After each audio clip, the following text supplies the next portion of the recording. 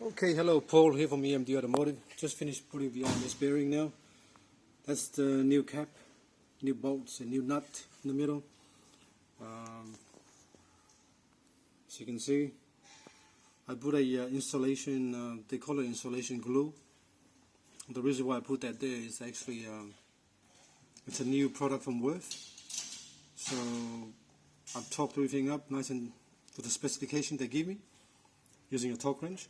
But I just put it there so in the future, if there's any work done to this car,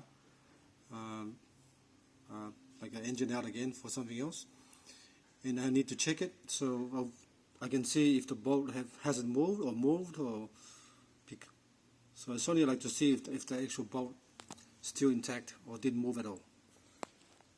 It's a special glue from Worth. Alright. It's nothing, I mean it's pretty good, it's pretty perfect anyway, but it's only a new thing I just discovered, so just want to show you. Alright, I'm doing the rear main and some of the other stuff tomorrow.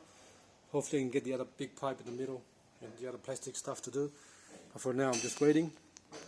Nearly there, so getting very close. Alright, one more time, have a look at it. Thanks for watching, and please subscribe.